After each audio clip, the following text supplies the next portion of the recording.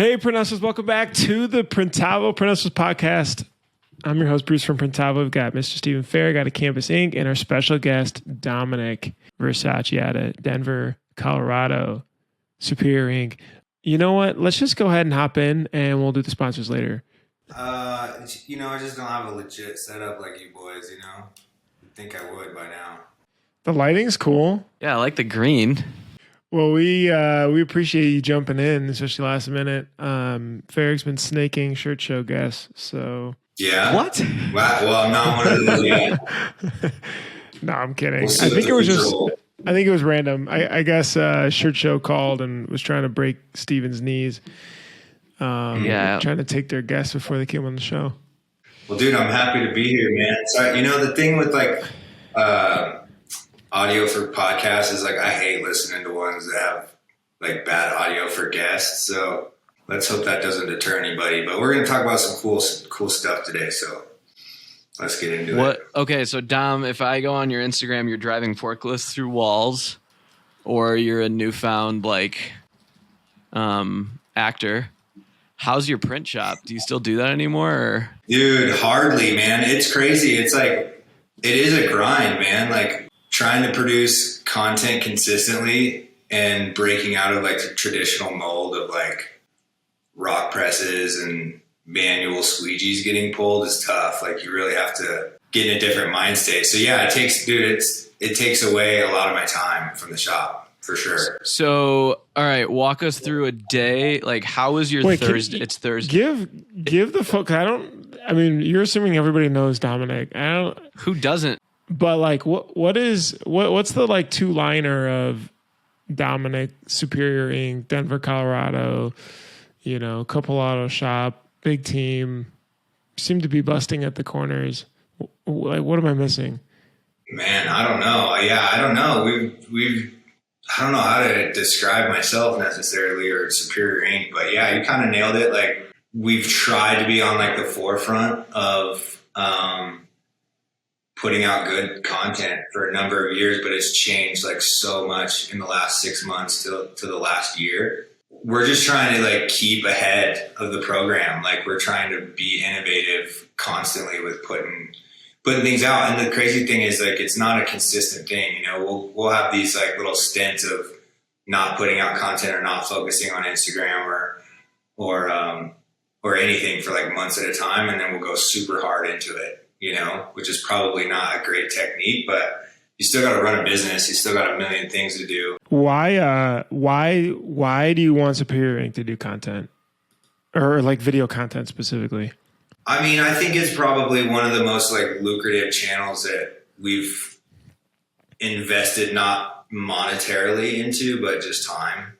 I think it's the biggest return because people get a true, we've always said when people have the ability to come in here and meet us in person, it's a pretty easy sell, but you don't have that ability with people all over the country unless you're showcasing what the taste and what the energy and the vibe and the smell is here when you physically walk in here. What does it smell like right now? It smells like sweat and hard work pretty much, Not like Oklahoma. It doesn't smell like Oklahoma Shirt Company right now. What do they smell like? I don't know, but watching Justin Lawrence's Instagram, I think it smells pretty loud there. If I were to just smell over an Instagram, it smells wild. I would say. I feel every time I see you on your shop, you're rearranging presses, moving shit around. Ryan Kasperian's in there messing everything up. What have you guys done in the last year? I feel you guys have changed so much stuff at Superior. You had fulfillment on top. I heard you got rid of that as well and dove out of that. So, well, we just started a separate company called Superior Pack for fulfillment. It's at a separate location now, so we moved all that out. Oh, Superior Pack and fulfillment? Just Superior Pack. But Steven, the reason that we're always moving around is that we've nestled into this building for so long, and I feel we're just constantly trying to evolve workflow. And so we just got done moving, knocking out that wall with the forklift, and the intention was that's our finishing area. but we grew out of it in like 6 months.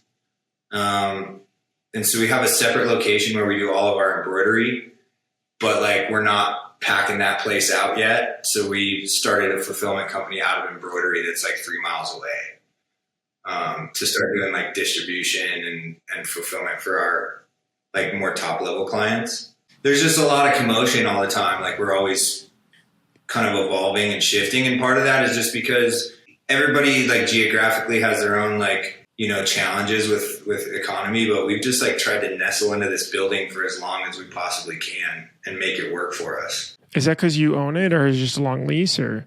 It's a lease that was extended 2 times. So no, we don't own it. All this TI finish is just going to Brody's pocket when we leave, which kind of sucks. All right. You guys completely redid your shop layout recently, right? Like everything? Yeah. Tell us about that. What was that like with Ryan coming in and being like, it's all shit, redo it all? Ryan's good. I'm not going to give him that much credit because we kind of like had the vision. So what he does do really well is, we all have this 10,000 foot view, and he gets down to like the micro of this has to go here. This has to go here. So the overall vision was kind of built. He just fine tuned it.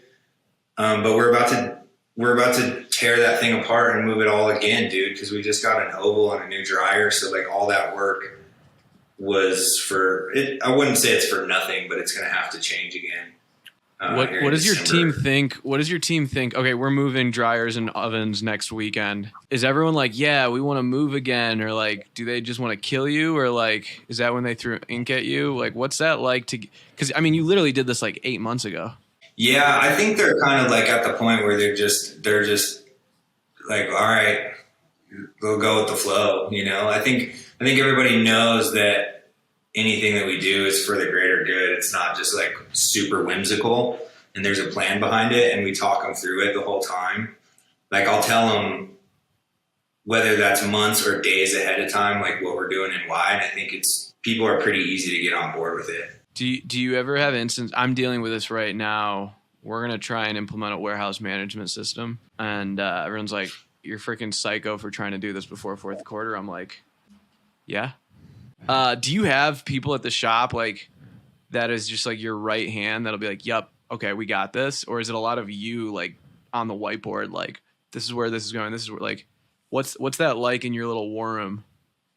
Yeah, kind of. I mean, you guys probably know Hunter well. Hunter's been with me for 10 years, so he's always like more of my implementer. There's a couple soldiers that, like I have the crazy vision, and they're kind of like the warriors on the floor that have to make it a reality. And there's kind of a lot of respect, from all segments that like people can understand what the reasons are and get behind it. And there's always a little bit of friction towards like plans, especially when they come up that quick and that abrasive. But overall, dude, it is what it is. It's like, it's just kind of wild. You're always adapting and evolving. And the people that like don't necessarily get it or understand it probably they haven't been in the organization long and may not last super long.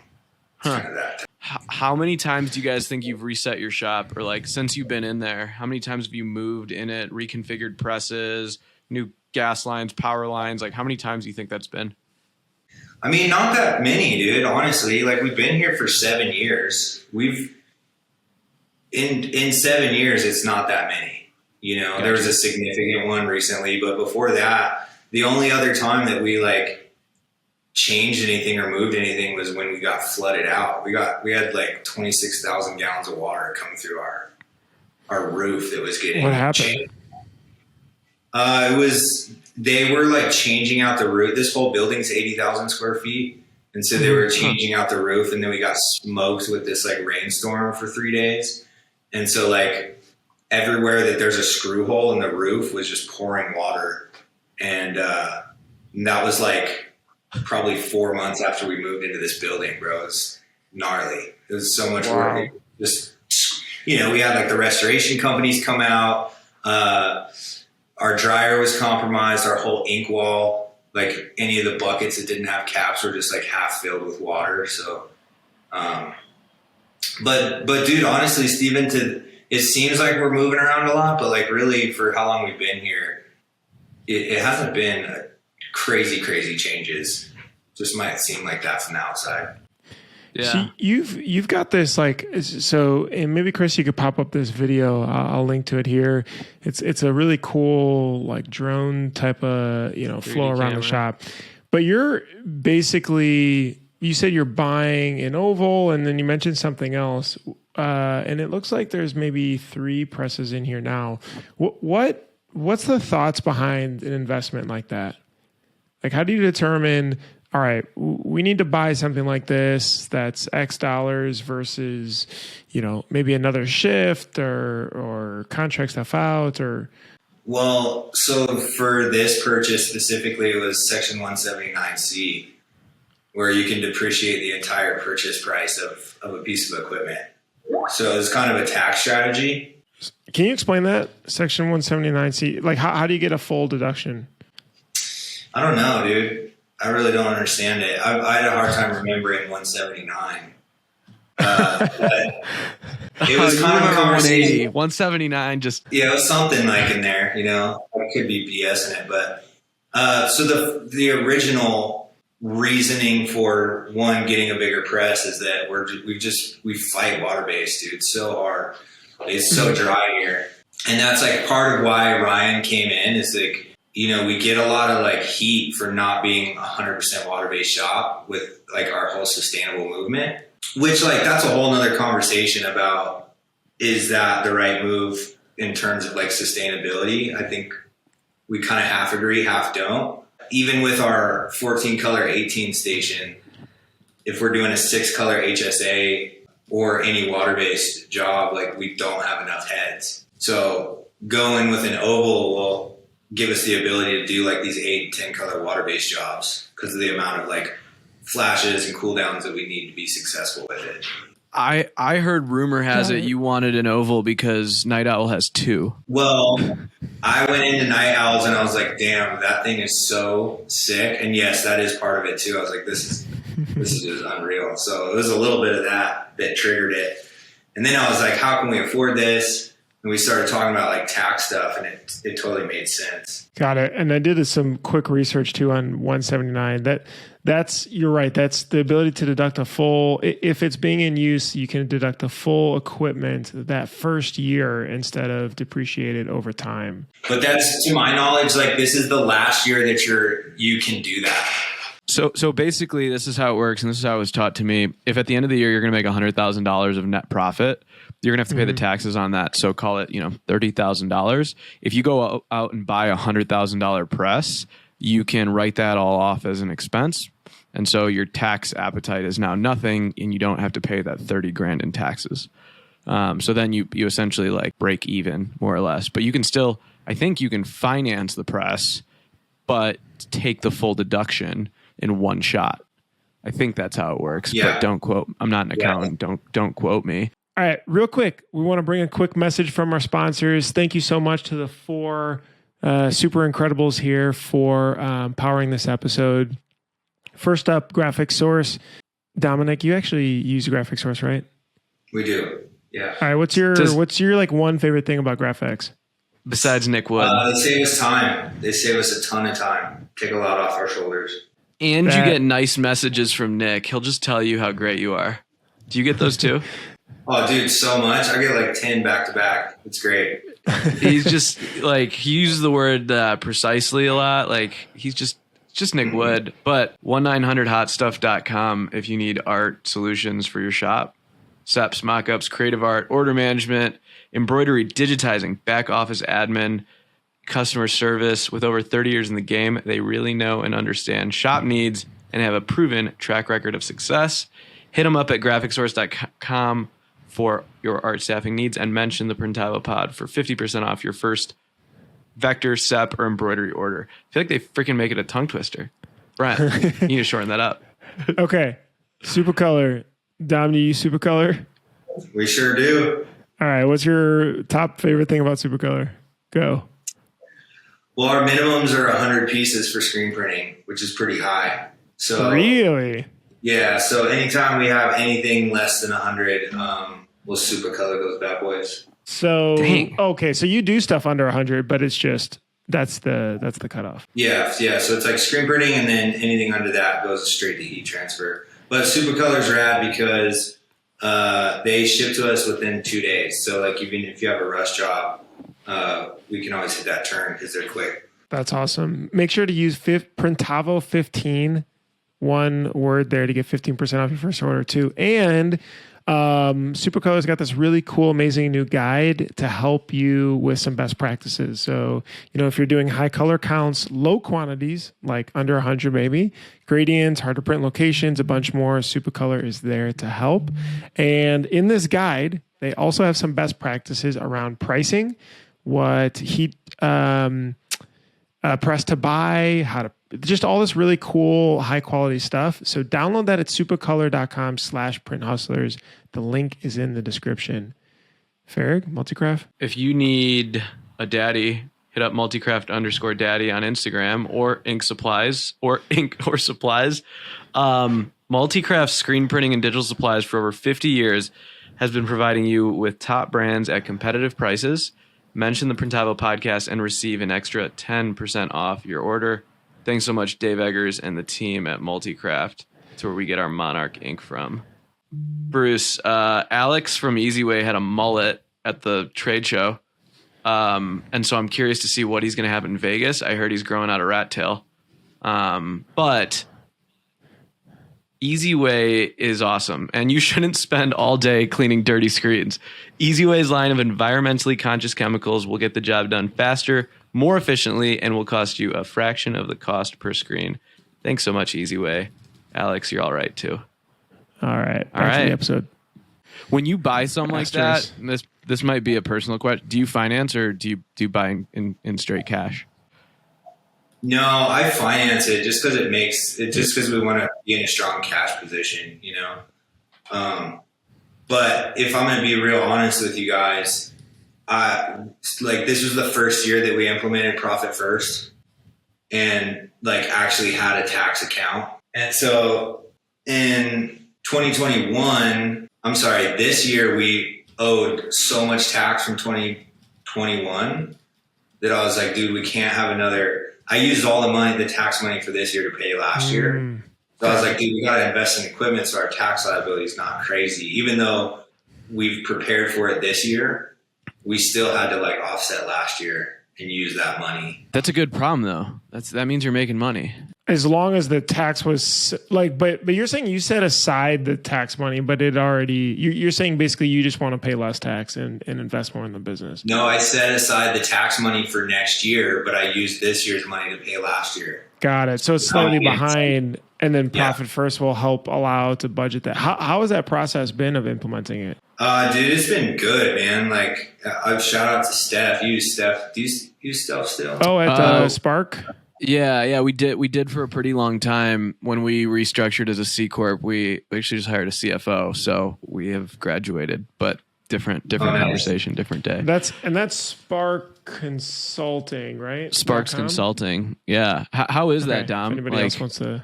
Because I know, wasn't your mom helping you out with this stuff or something? Or yeah, bro, we have so many cooks in the kitchen of our books, but yeah, my mom she has no extensive background in books, and my mom, bless her heart, just tries so hard. But so we have her that's kind of taken more of an HR role, because she's every single person in here calls her ma, so she's stepped into more employee mitigating problems. And then we have Spark that does our accounting, and then we have a CFO. He's a fractional CFO to do projections and really get into the weeds of our finances, which Steph can do. Hold on, I know, because I know you're about to ask about this too. Wait, can you just go into real quick though on the Profit First transition, because it is hard to actually constrain yourself on spend. I feel like as a business owner, you just always want to pile stuff back in. And you'll sacrifice your salary. You'll sacrifice just other. You just just keep. Plus, on the tax aspect too, can be a big gotcha. So, yeah, what's that been like? Difficult, easy, what? I mean, I think it's been the hardest part of it was just opening we switched from Chase Bank to Alpine. Alpine is like a smaller localized bank. They're all in the mountains. They're just like khaki shorts, like mountain bros. And I really liked that because Chase, I don't know how many like millions and billions of dollars you need to make to like know your banker. But that was the first thing, is like setting up a whole nother bank account and then getting off the credit cards from Chase Bank and, leveraging a different credit card company. Mm-hmm. So to answer your question, like the hardest part is just like all the discipline that you have to do to like prepare yourself for profit first. But then once you open up all those accounts, if you have somebody like Spark Consulting that's doing your money allocations, it's really pretty easy, dude. Like we've never had money just chilling, How does like it feel? It feels wild, bro. Like it's weird to have money like sit in these accounts because I've never seen that before. It's just like as soon as you get revenue in, you pay down your credit cards and you just keep rolling. Mm-hmm. So like we're not necessarily, I'd say we're just as profitable as the previous years, but like we're seeing it like go to work in different areas. Whereas before it was just like one huge pot comes in and then it goes out. Now it's like clear what you need to be doing to plan. So I'm not saying it was like mad easy, but it wasn't this crazy strenuous process that I had. How much do you live in the numbers? Like, are you looking at bank balances every day? Like, I sometimes get scared of like logging into the bank. You're just like, oh boy, I just like looking at Stripe, like how much is coming in. I check it all religiously, bro. But it's like my apps are like Instagram, email, and then my bank, bro. I'm always trying to like get a read on it. It's like an addicting thing. Plus I monitor Stripe really often too, because when we have like a really good Stripe day, I screenshot it and send it to Justin Barrelmaker. I'm like, take that, bitch. What's your biggest Stripe day? Can you Stripe flex on Justin right now? It's probably double his biggest day. Got it. Justin, you're not listening to this. He crushes it on Stripe, actually. I don't know, dude. Like we've had some pretty monsters, but Steven, we've talked about this too, because it's like you're all hyped, but then if it's like a monstrous Stripe transaction, you're like, oh shit, we're paying 3% on that, But with Printavo Payments, there's your plug, Bruce. This ad is sponsored by Printavo Payments Bank Transfers. 1% up to $20. You acquired an embroidery shop and then you got Superior Pack. Are those different companies? Like they bill each other, like to Superior Inc.? Or is it one umbrella company, or how's it work? Oh, that's a good question, dude. So the embroidery is under Superior Inc. It's not a separate company at all. It's kind of treated in a way as a separate company, but like all the employees are on the same payroll. It's just a different location, but it's under the same books. Superior Pack, after talking to Eric with Night Owls, like we decided that it'd be better to start a separate company for that. And so why? Because what we want to happen is if we decided, like the way I want my invoicing to be is like we do the manufacturing, we produce the goods, they get billed by Superior Inc.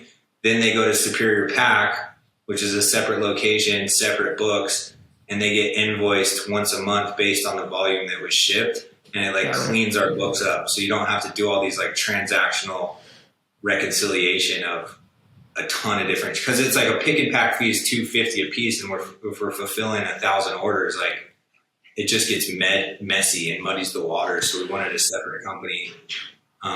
Yeah, I was listening to a podcast the other day and they said there was this company, is like this billionaire guy. He's like, we find expenses on our P&L and we turn them into companies. I thought that was super interesting. Bruce, did you hear that on My First Million the other day? Yeah, I did. Their example was procurement. So they're always like buying stuff. I'm sure you guys, any shop has this where they're trying to buy it. But when they're buying it across their companies, they want to get better deals and negotiations. And so they started a company to help negotiate for better rates on certain consumables. But I definitely see your point, though, of it makes it a lot cleaner and easier to manage or measure the viability of the business, too. So, like, have you been able to see, wow, this business is profitable fairly quickly, or you could see a path to that, or work to go, or what do you think? Well, we just started it, so I have no idea. I don't even know how to price this shit out, really, Like Oh, we're in okay. this. So it's super new. Dom, what warehouse pick and pack system do you guys use? So we require that clients that we do this for have to be on Shopify, and then we use SKU Vault. And then You use SKU Vault? Yeah, Is it good? it's dope. From what I know of it so far, yeah, it's pretty rad. We literally were on a demo with them. We were on a demo with them yesterday. I mean, don't take my word like to heart because I don't know like other softwares, but like it's the best thing that I've seen in terms of like inventory management, assigning your SKUs, building out like your whole fulfillment center, you know, your bin systems, and then being able to manage like unlimited stores. Yeah. Are you going to fulfill customer supplied items? Like if like say someone brings you a bunch of stuff, would you fulfill for them? Dude, I don't think so. I don't want to do that. You know, like we've been approached by it, but I was really intentional. If I'm going to start a separate company, like we have to have parameters around what makes sense for us and what doesn't. And so essentially, if Superior Pack is a break-even company, maybe we make like, 5% margin. It's feeding Superior Inc. way more business than we would otherwise. So it's like more customer retention by building a separate company. What do you think is the flip side of that though? Like, I guess playing devil's advocate, could it be an interestingly profitable business from just focusing on fulfillment of anything? I think it definitely could be. I think the goal was like, I don't want to get in the weeds with this different like industry that I know nothing about until I'm a master at it. And then once we are experts at fulfilling orders for like Superior Inc., then and we build the infrastructure and we can scale it up. That's why part of the reason why I built a separate company too is if it takes legs and if it is profitable, then that can be its own entity and we can start being a true 3PL for stuff that we don't produce. But I don't want to do it until we're wildly comfortable with it. But then you start competing with like ShipBob and like these huge fulfillment centers and like they have robots and stuff. Like that's a whole nother league to get into. Totally. But it seems like there's so much demand for that, and it's sort of like a shop in a way where it's very dependent on relationships too, and the fact that you print for them or you built that relationship there, so obviously they're going to want to ride with you. Yeah, I mean, one thing too is it's like kind of getting into the print on demand type demographic, which we don't necessarily want to take part in yet. Same philosophy as like, hybrid and DTG. I don't really want to do that until Eric's and all those dudes like master it and the technology is like where we want it to be. I don't want to jump ship on that yet. How do you price your fulfillment side, Farag? Well, ours are all licensing deals. So we license the brand and we manage the brand on behalf of the organization. So it's not like we're taking. So what we do is we're taking, a Champion S600 and we're using it across 14 different stores. So we'll carry blanks on our shelf and basically we'll keep like a very minimum amount of stuff to do our own like sort of on demand like model. So it's, I think Dom, to your point, you guys have like, whether it's bands or someone or like influencers, they're actually buying the products and putting them on your shelves and then paying you to fulfill, right? Like a proper 3PL. Yeah. Ours is in left field. It's not pretty. And then you said you were just charging, you said $250. We'll do 3 buckets. We'll do bulk storage. So we'll charge by the pallet. We'll charge for the software. Like SKU Vault, we'll charge the client that because that's a software that we'll manage for them, and then a pick and pack fee in the $2.50 to $3 range. But what was interesting, the dudes at Hello Merch, Sam, and then were super. They gave me a lot of information going into this, and so did Eric. But they use like rev share models, which is interesting too. So like if you have a touring band, they are producing the stuff with them and then obviously they're fulfilling it. So all they really have to do is build the following. They're taking way less of a cut, but they don't have to do anything.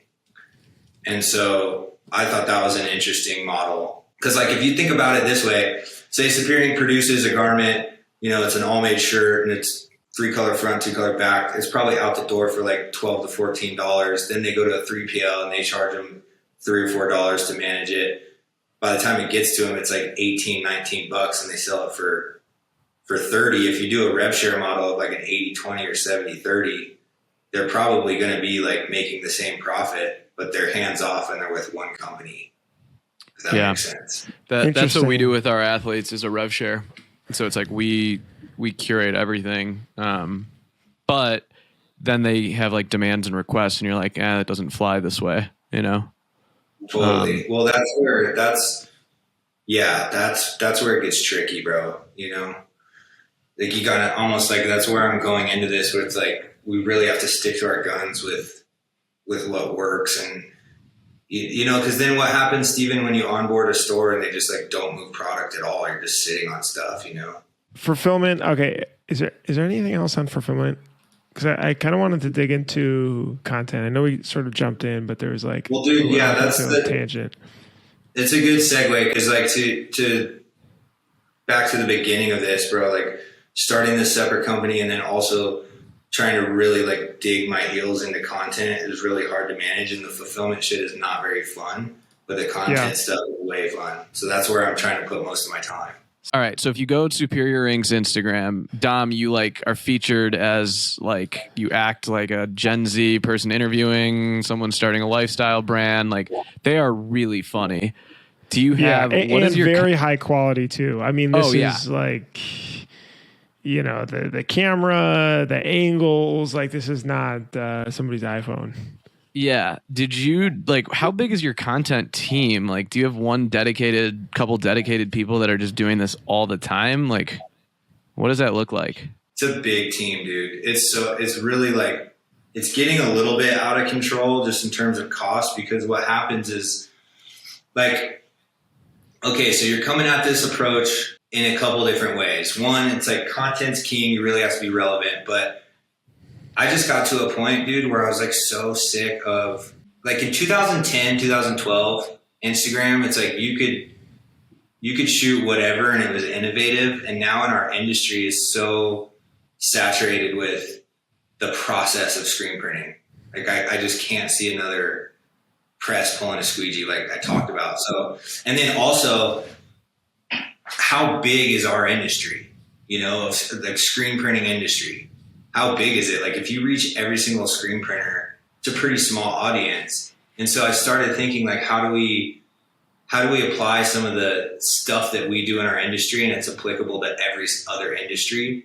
And so we started thinking of these like little narratives, like storyboards and story guides that are like focusing on what we do, but it's relevant to other people. And so it's like, I feel like a little Seinfeld episode, dude. We're starting to write content that's like well scripted out and thought of like months in advance. So to answer your question, we have Drew, the director, who does most of our content, but it's getting to the point where these like cinematic reels are so, I don't want to say overproduced, but like if you look at a Gen Z content creator, they're on their iPhone and they're doing everything through Instagram Reels or TikTok. Whereas we're like going with the older school model of producing it almost like a Hollywood film and then using it for Reels. And so one, it's like really gets expensive. And we're trying to figure out how we can go with these concepts like a little bit lower budget. So right, we have Drew. We just onboarded a marketing agency, which I've been against for the last decade. But we're trying it out just because things are growing so quickly, and it's hard. Why were you open to it? I guess I'll start with the reason that I've been against it is like if you want to focus on SEO, right? Mm-hmm. You could either hire like some nerdy kid that's really good at it, and if you pay him $2,000 a month, it's going to go a lot further than if you pay an agency $2,000 a month because they have a lot of overhead and your dollar's not going to go as far. Sure. So I've always called like our marketing team, our in-house team, like just ragamuffins. They're not certified marketing people from agency background. There's like a bunch of people that are just like not really qualified. Yeah, the ragamuffins, but it's like We're powered looking for by a junior ragamuffin, Denver, Colorado. We're looking for a lead ragamuffin. Yeah, we need a lead raggy. But so like the world of marketing is so crazy because it's like you need a copywriter and you need a content creator and you need a videographer, photographer. And all these people are full time, well, plus the agency. Yeah, but they're also like full time, not just doing this. You know, I'm just like pulling employees that have a little spark of something, and creativity or something. Yeah. But like Drew, just happenstance, he came in and was a videographer and rented space upstairs, and I didn't even know him for like 6 months. That he was just renting space from us, and then I got familiar with his video stuff, and we brought him on. But he's freelance, like he's getting to the point where he's almost full time with us. Mm-hmm. So we're kind of having that discussion with him of how to scale his business up to accommodate. But I will say, when you get someone, so we just hired a full-time videographer literally like 2 weeks ago. And I would send Bruce his stuff. And I was like, what do you think? What do you think? What do you think? Once you get them, like the stuff they put out is just heat. You know, like it just like you don't have to worry about like, hi guys, that look like shit. You like, it's like one thing you don't have to worry about anymore is like your stuff looking awesome, you know, versus like that Gen Zer that's going to go on at TikTok or Reels and like put something together and you'll be like, what was that? What did you post? I don't know, Bruce, like, what about you? I like the direction. I mean, I'm obviously a huge believer of all content marketing and just trying to do it in a lean way. But what I find fascinating is, you know, you went balls to the wall here on it, right? And so that's where I'm curious. Like, so strategically, is your thought that this helps drive the brand forward and drives customers and customer awareness as they, you know, look around to see what's Superior Ink about, get a, you know, an understanding of the vibe and, or to stand out, or like how does it play into Superior Ink? That's a good question, dude. It's a big risk right now. Like the amount of money that I'm trying to invest in this and the return on it is really, really hard to calculate. And I'll give you an example. It's like the people that we're attracting through Instagram are not necessarily like desirable, like relationships. Mm-hmm. So like as an example, if I wanted to approach like the marketing director, the purchasing manager at Vail Resorts, she's not going to find us off of one of these videos that we're putting out. It's probably going to be like, we may get a surplus of new startup brands or smaller companies that could ultimately be a good relationship, but are kind of like tire kickers in a way, where it's like we're having to field through, we're attracting a lot of business that's not necessarily the best business for us. But the philosophy is just to stay ahead and constantly be putting out relevant stuff. And then the bigger question then becomes like, do we brand this as Superior Ink or do we brand this as like Dom Versace content? Because it's like, I don't want Superior Ink to be like the Dom show. Like I want to highlight employees and I want to highlight things that we're focusing on, but you know, I'm having a blast doing this. So that's where I'm not really sure where we're going to take this moving forward. It might have to branch out into a separate kind of entity. Like content is so weird, dude, because you have like passive content absorption and then you have like active engaged content. And the difference is like over the shoulder, you're ever on a plane and you see somebody scrolling their Instagram. It's crazy, bro. They're just scrolling and maybe stopping on something for 2 seconds. It's very rare that they're watching for more than 15 seconds. So that's like passive content absorption. They're just, when you're on Instagram, you're in fast mode. You're not really looking to like dig in. Whereas a podcast, they're hungry for it. They're like, dude, I can't, like, I want to listen to the Shirt Show podcast or the Printavo podcast or Theo Vaughn. Like you go into that with the intention that like, you want to sit down for a long time and listen and engage with this. So it's just weird. Like different platforms have a certain like attention tolerance and the consumer goes into that with a different mindset for each platform. And TikTok and Instagram is so quick. Isn't it crazy though, the social proof it provides? So like, we're obviously huge, we're getting really big in the NIL space. So we started an NIL like podcast, 30 minutes once a week. The amount of random people that are like, oh, I listen to that. And I'm like, what? You know, are you getting more and more people reaching out to you being like, yeah, I saw your thing?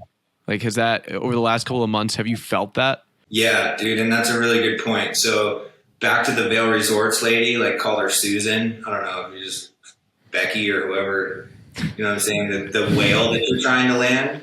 Like there's no way she's going to be a client by watching that. But the social proof, if we hook her a different way, 9 times out of 10, we're getting a whale from a referral. But then when you get that referral, they need that social proof and credibility. So she may be in her 50s or 60s and probably has an Instagram or Facebook. But like if she stumbles on our content and we seal her on one end, then she sees that. She's like, oh, this is like really funny, relevant stuff. Like this company looks like they have their shit together. And also they're like kind of hip into, you know, it is good social proof for that matter.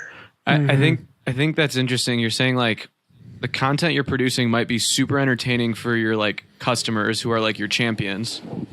And if you focus on making them your champions, like that'll help the referral market. And I don't know, it's like, have you ever guys heard of like the marketing funnel of like where customers are, people that know you, don't know you, loyal, love you. And it's like, you just kind of keep pushing people down your funnel. Bruce, you know what I'm talking about? Like you guys do this with Printavo, right? Like totally. Constantly. I think it makes a lot of sense. You know, my belief on content marketing has always been that strategically it's aligned with who we want to be. We want to be like, for us, we want to be a source to help your business grow. You know, yours, maybe we want to be a source of, could be entertainment or an extension of our brand, right?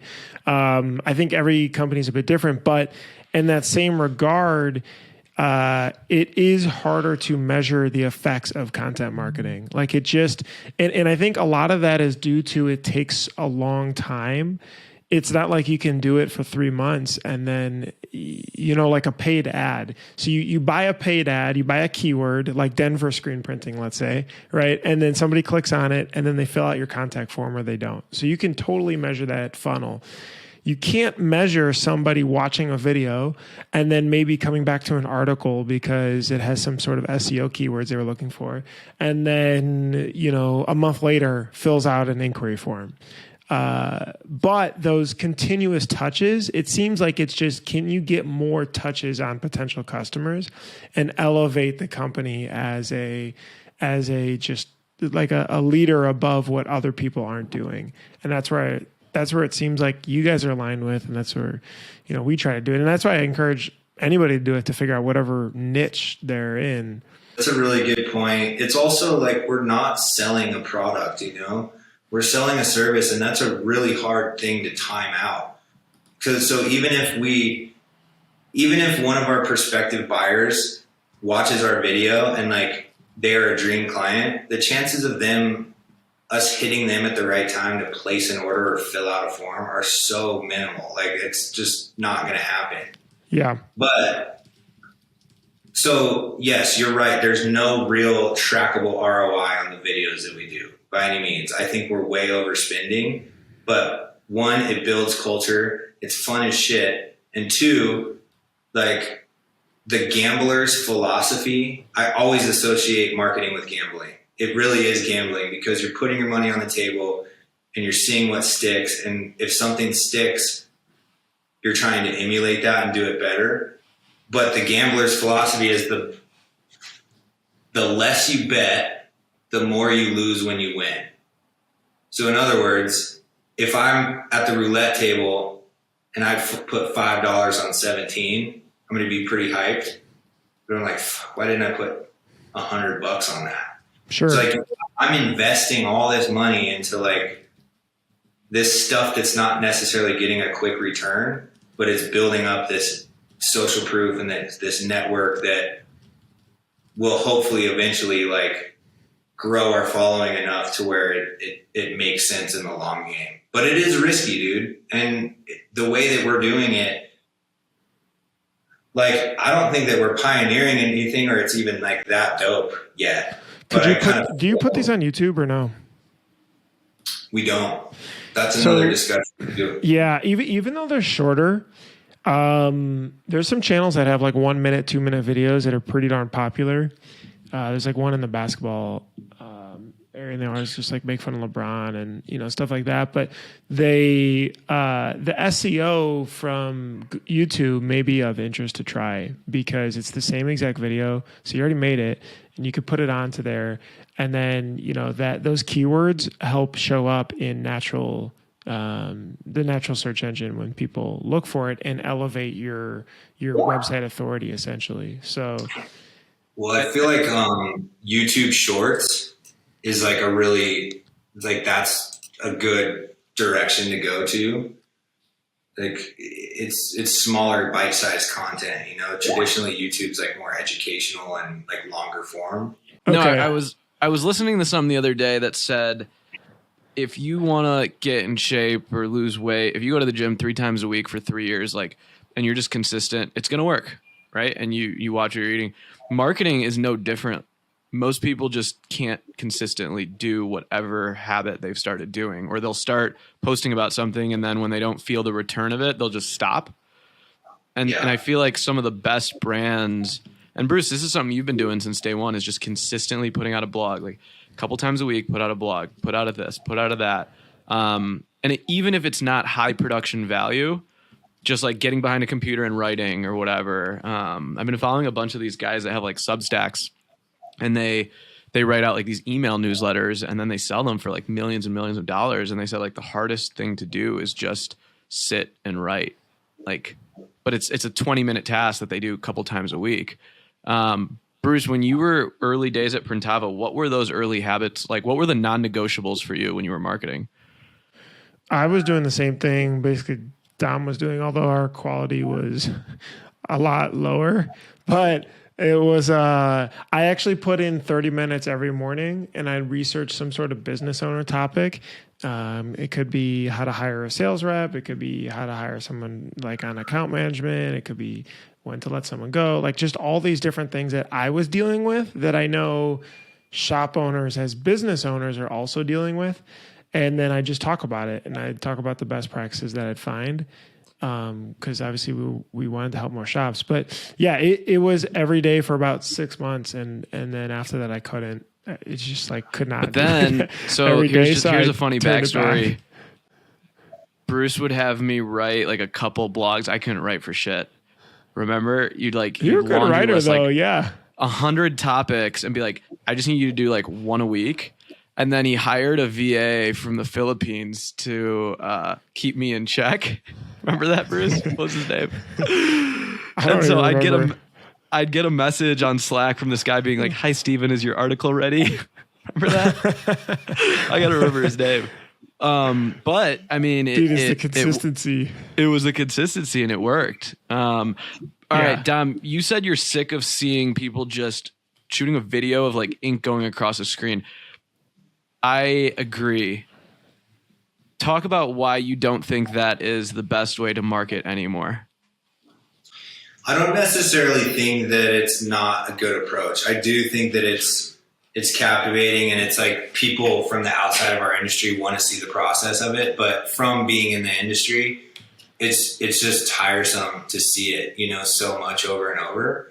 Because we got to that point too, Steven, where it's like we're doing these longer form videos, and I tell every videographer, it's like, dude, you can't come in and recreate the same thing. Like I just couldn't put out videos of the same thing with maybe a different taste or different style. But I don't think that there's a place for it. I do agree with like smaller companies that don't have access to or time, because it is a grind and a discipline to do what we're doing. And the thing is, dude, is it's not nothing, but it's not like, it is such small fish You know, like content creators are conglomerates. You know, they have massive followings, and we're hardly anything. But it's the slow drip, it's the consistency, and it's the discipline of taking time to do it. So the easy thing is to go back there. It is fun to see presses move around for people that haven't been immersed in that, but I'm so burnt on it personally with our shop, because it's like I can't shoot this any other way. It's the same freaking thing. So we need to get out of that and start just being more relevant with life. And that's where the Gen Z thing comes in. That's where like the brand thing comes in. Like, what's this funny shit that we deal with that's not a press movie? Because now we can reach a wider audience. We're not just going to like potential customers and screen printers. It's relatable shit to anybody. It's just like almost Seinfeld style skits that are fun to do. I think what's interesting, there was a TikTok that I sent to Bruce. It was like, you should market your business putting binoculars on your business, not billboards.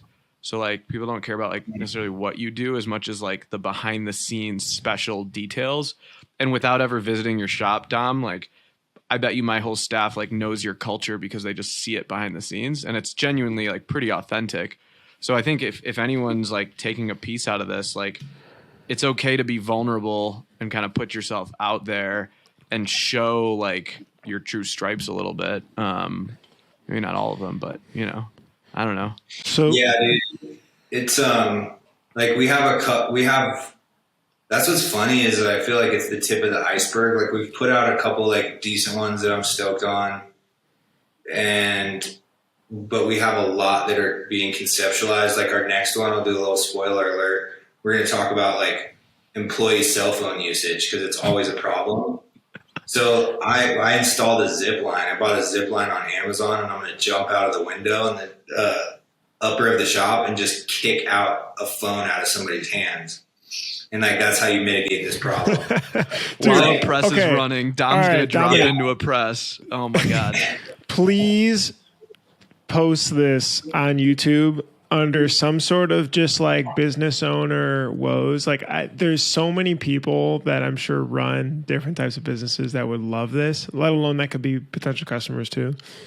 But for real, you got to promise me to please post this and make like a, you know, SEOE or whatever title, and then text me.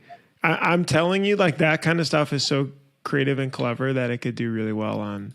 That could go LinkedIn viral on YouTube. That could go LinkedIn viral. That too. Yeah, right now we're just focused on Insta because like that's just the thing that we've always gravitated to. But you can recycle content too on all these other platforms. And the reality is we need to start moving to TikTok because, you know, I've had a lot of indicators that Instagram's, I don't want to say it's like drying up, but I just feel like, oh dude, that was the other thing I was going to say. Okay. So you have Gen Z legit content creators that are like, it's kind of just flowy. It's like in their bones to create content and have it pop off. And then you have like this corporate funding. Like, dude, I was at this construction seminar the other day and I just was hearing these like old ladies talking about like the TikTok budget. And I was like, dude, you have all this like funding going in to monetize on TikTok. And it's just like, it's cringy because I don't want to be that person that's like trying super hard to create this like Gen Z style content, but it's just like you can watch, I won't even name names, but even in our industry, there's people that have got on the TikTok train and it's just like, it's very clear that it's not coming like naturally. It's like forcing it. And you can tell the difference between an actual content creator and a more corporate world that's like funding an agency to come up with clever things to put on and they're TikTok. probably paying a shit ton more. For and sure. I think what's interesting is Gen Zs are the most it's in their bones, right? Like they're the most creative, gig economy focused. They just get it. Like our TikTok is run by our youngest employee, like in full time. Like none of us can do what she does. And she knows the trends, the songs, the this, the that. And I'm like, whatever, like you do it, you know? But then, I'd be curious to see if like big companies start to adopt that.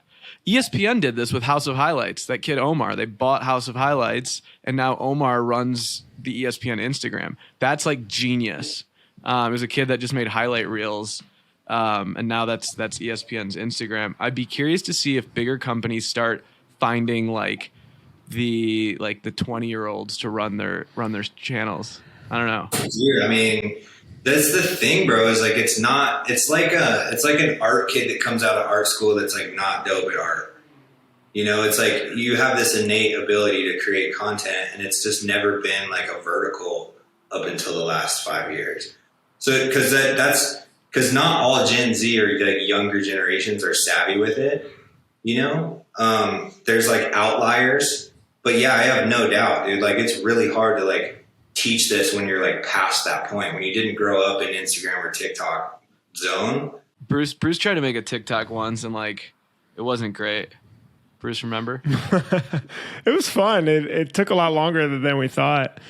Well, dude, that's what I'm saying though. Is like we'll be like feeling this Instagram thing, and we'll move over to TikTok and like rethink how to shoot stuff because it's different, man. It's like the same, but it's different. And I feel like a little like crusty and like too old for it too in a way. But so I'm like talking about these corporations that are adopting to move into this, but like we are kind of that too, you know, like I'm a little past that age in that generation, but I think it's still relevant enough to where we can do it in an okay way. But it's weird to think that like big businesses are breaking out of the traditional content marketing and really putting value on be it Reels or TikTok. I want to quick pivot here to cover around sustainability. You guys push on that a lot. I've seen questions come up as far as from shops. How do we like what does that actually mean for a shop? And I was curious if you, and maybe you've got some Farag on your end too, if there's like a list of some things that people can start doing to make their shop more sustainable. How much time do we have? This is a full conversation, but I can button it down to fairly quick bullet points for sure. So that's a question that we get asked all the time, and I think the short answer is like you have to not be one person that wants to be moving this direction. Like you have to be an organization that's moving this direction.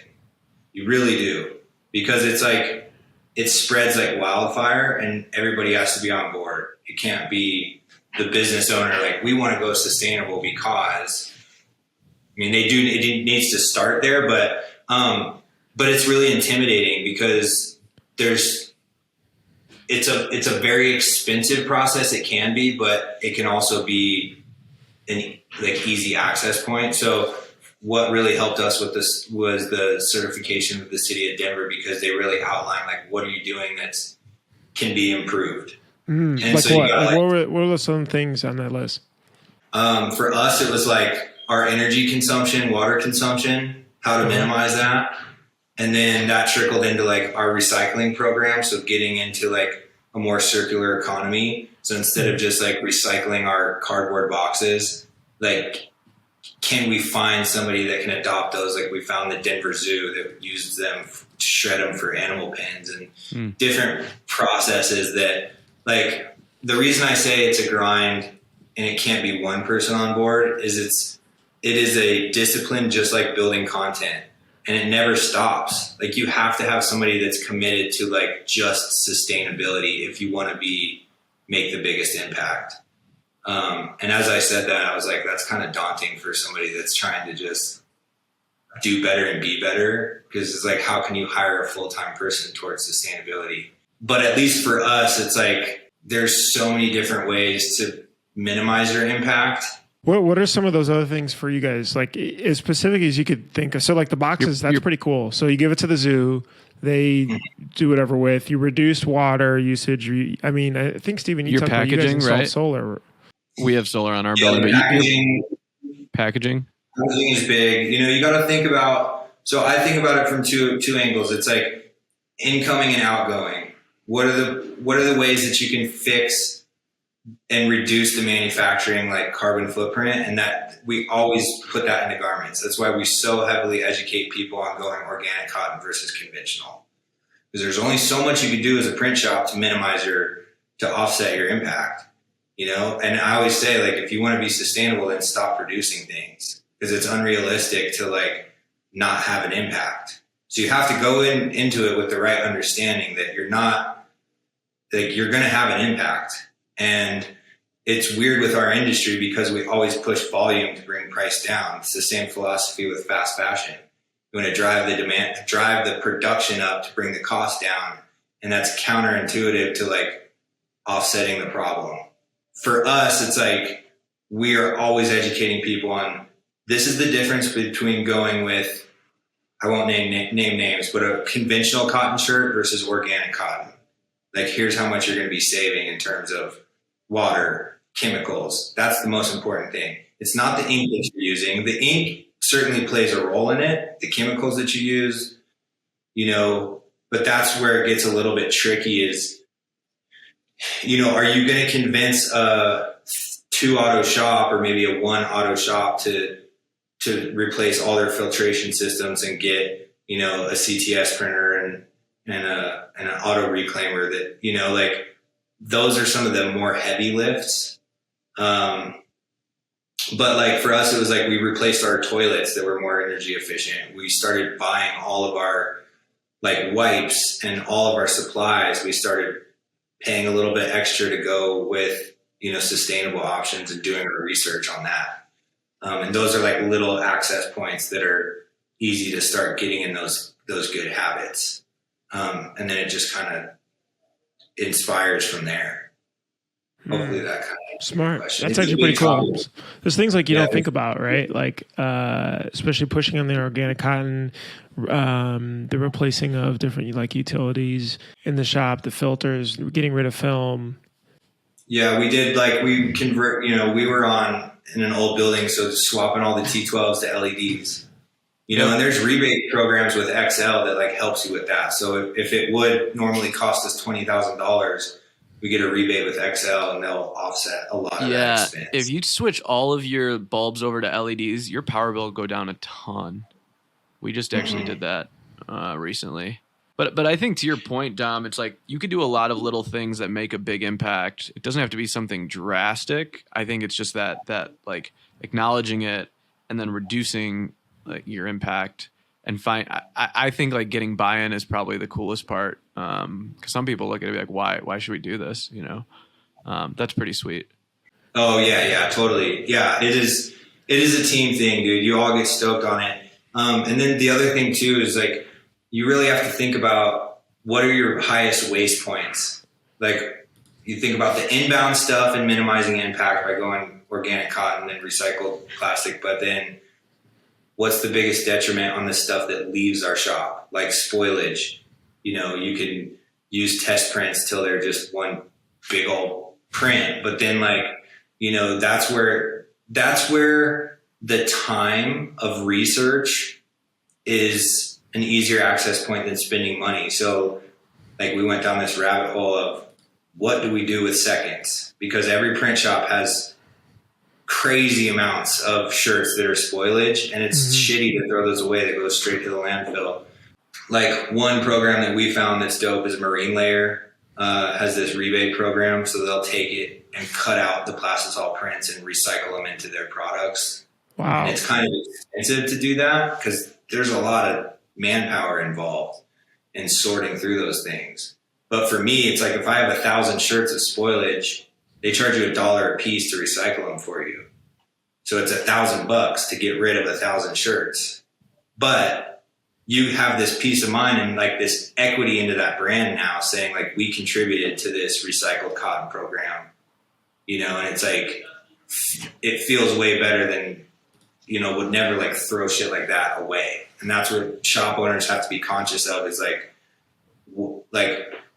you don't just put recycling bins back there and expect that everything's going to be solved. Like you have to label those bitches so they know exactly, because if you recycle stuff and then you put film in there, you put something that's not recyclable and throw it away, consider that never getting recycled because they're not going to deal with the sorting of that. So you have to make it crystal clear to your whole team, like, we need to be conscious of what we're recycling and doing it the proper way. And that's where it's like that inclusiveness and a team effort, because I can't just say, go recycle in these bins. Yeah. They have to believe in it for it to get done right. Dominic Versace, thank you so much. It's been awesome to hang out. We'll drop a link down below. We did a shop tour.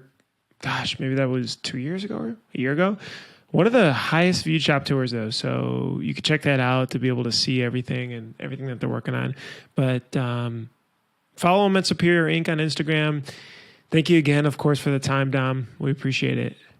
You got it, guys. Happy to do it. We'll talk to you soon.